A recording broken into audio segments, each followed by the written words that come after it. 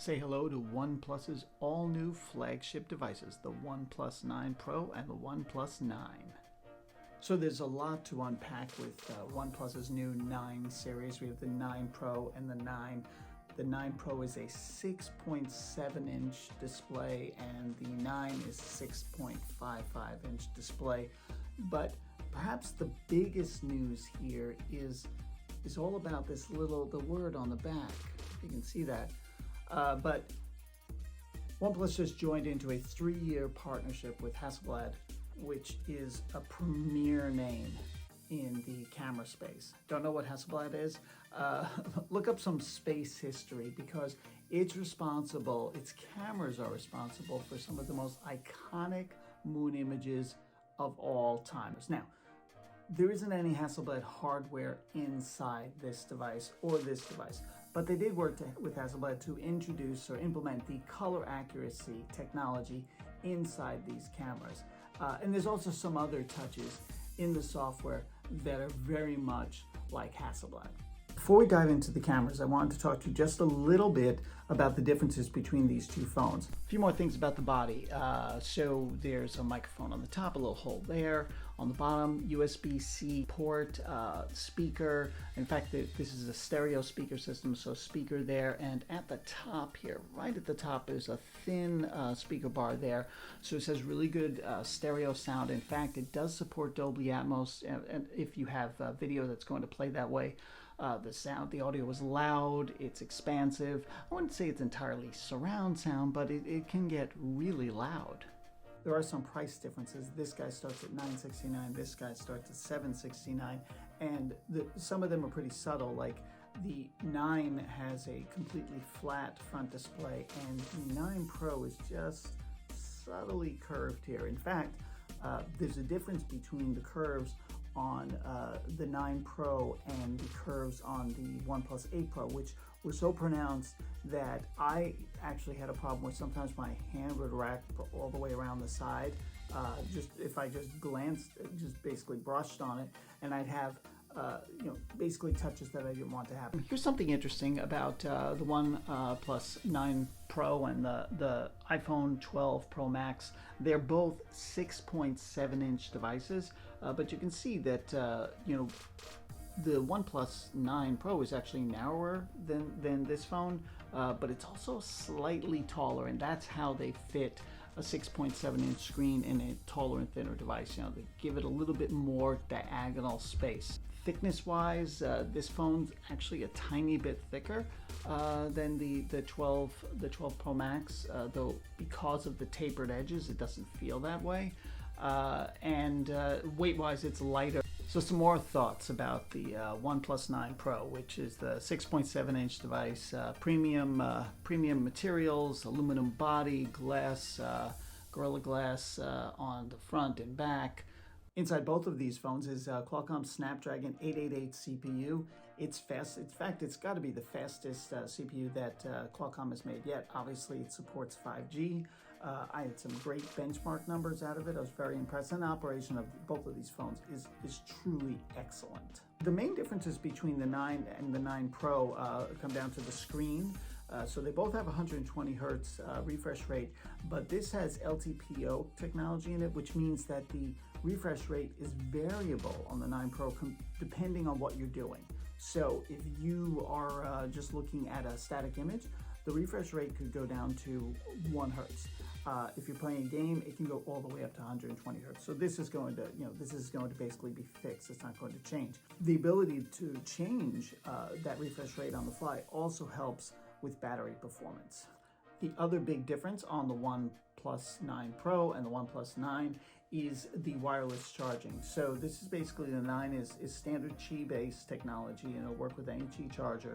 This has OnePlus's Warp technology for speeding up wireless charging. In an hour, or about 50 minutes, you can fully charge, wirelessly charge this phone from nothing. And plugged-in charging, which you can do with both of these, you can fully charge it in like 29 minutes.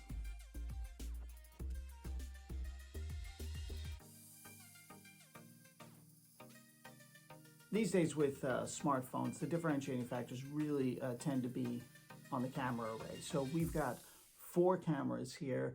We've got the 48 megapixel main camera. We've got the 50 megapixel ultra wide camera. That's like the most megapixels on an ultra wide we've ever had. We've got an 8 megapixel telephoto. We've also got a 2 megapixel monochrome, which is basically used to help the other cameras, and if you want to take monochrome pictures. You can use one of these cameras to shoot macro photography. OnePlus has been a leader in that area. Now, the Hasselblad mobile photography technology is actually baked into both devices. So it's not about hardware, not yet. In fact, I think that somewhere down the road on this 3-year partnership, you may actually see some, like a Hasselblad lens on the back. These are not Hasselblad lenses. So it's about software, it's about color verity, it's even about some of the technology in here. So that orange button is sort of an iconic color for Hasselblad. It has the shutter sound from a Hasselblad camera, but it's in the color performance where you can see the difference. And I will say that the color accuracy on this Android device, on this OnePlus 9 Pro, is among the best I've seen really on any Android device, because Android devices will tend to, with photography, oversaturate colors. So you get away from the clarity or the realism of it. This is an area where Apple has led on iOS and its camera array, its camera stack for years, and Android is always punchy. But I'm seeing a difference here. In general, with the Hasselblad mobile technology, what I'm seeing is colors that are much closer to real life, and that's impressive. In addition to the color space, OnePlus worked with Hasselblad on the Pro mode. They're actually calling it the Hasselblad Pro mode. And what you get when you're shooting your pictures is you have autofocus, manual focus control, you have shutter control, shutter speed control, white balance, ISO settings. You don't have aperture control, and aperture would allow you to sort of manage the bokeh effect, which, the deep depth of focus, really. But of course, this does shoot portrait mode front and back, so you have that, even though you can't control the level of portrait mode either before or after shooting. But still, the level of control here within the Hasselblad Pro mode is cool, because I was able to, for example, set it up for night shots. So I set it for ISO of 100, exposure of 30 seconds, focus of infinity, and then I took pictures of the night sky. Basically, I took pictures of the stars. So that's not something that you can do with every smartphone camera, but you certainly can do it with this one. On the ultra-wide shots, they've done some work so you don't have that bend at the outer edges. The wider an ultra-wide shot, the more distortion you get. So with this camera and the way they've set it up, you get somewhat less distortion on the shots, and obviously you can pull in quite a bit. They have a lot of gaming features on the OnePlus 9 and 9 Pro. They have something called HyperTouch, which actually makes it so the latency between touching the screen and having something happen has been cut way down. This is of course important for gamers. They've got Fanatic mode, which is part of OnePlus, which really, the gaming Fanatic mode kind of shuts down all of your notification. It also prioritizes the game sort of processing. So they've got that, and they've also got a cooling system built into the phone, so it makes it so it doesn't, really heat up when you're playing it. I've played Call of Duty, I've played Players Battleground Unknown on here, and had success. I've won more than a few times, so I feel like I'm winning. I wanted to talk a little bit more about the cameras on here, because we have the wide, the standard main camera, the ultra wide. We have a monochrome camera, and we also have a telephoto lens, and the telephoto lens is one of the small lenses here. It's just an 8 megapixel lens, but it does go to 3.3x optical zoom.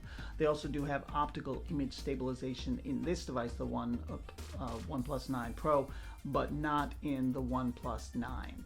Oh, I almost forgot to mention, there is a front-facing camera, the 16 megapixel camera right on the front here. There's a little cutout for it. Obviously, you can take portrait mode shots with the front-facing camera. In all cases of portrait mode, you can't adjust the bokeh effect before or after you take the shot. But it's, it's a decent camera, and they've actually done some work to ensure that skin tones look correct when you take the photos. Let's talk a little bit about video performance. You can shoot a lot of different kinds of video on the OnePlus 9 and 9 Pro. In particular, you can shoot 8K video. That's right, 8K video. Did I mention I still don't have any place to play 8K video? Do you? But at the most you can shoot is 5 minutes at a time. I'm not really sure why that is. Maybe it just feels, I mean, it's going to be a large file, so there's that. But you could also shoot portrait mode video, which means a bokeh effect in the background. If I was shooting this video with this phone, you would see that the background would be blurred out. And that's something that Apple still isn't doing with its iPhone. Basically, shooting in video portrait mode looks like this.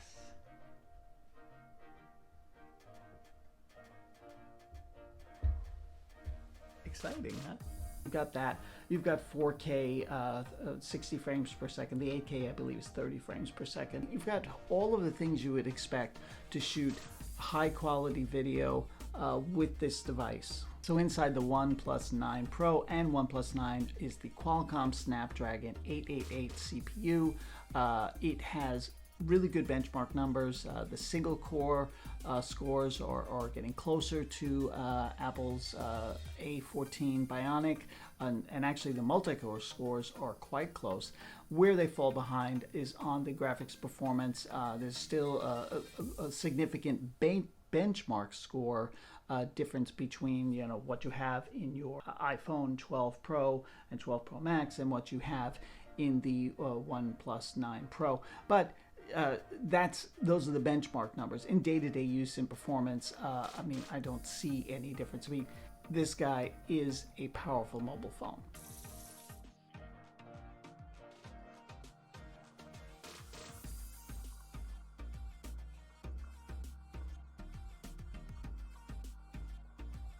So what do I think of these phones? I've been a fan of OnePlus's devices. They're well designed. They're fun to use. They used to kind of really mimic the look and feel of some other Android devices, but I feel like they're kind of carving out their own more distinct space.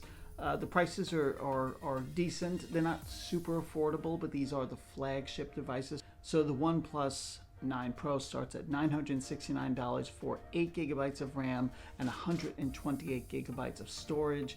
This starts at $729, same 8 gigs and 128 gigabytes of storage. If you go up to 256 gigabytes of storage, you're adding $100 to each one. This one ends up just over $1,000, and this ends up, over $800. So pricing is more or less what you'd expect for premium flagship devices from OnePlus, and I'm pleased with them. I'm pleased with the look, the design, the feel, the performance, the gaming, the photography. In particular, I think that OnePlus has done a really excellent job. Their partnership with Hasselblad is paying off in color verity, which is so important. And I'm kind of looking forward to seeing what they do with Hasselblad in the future, especially if they get some lenses and more actual hardware or develop hardware together with the company in the future. Thanks for watching. Remember to rate, review, and subscribe.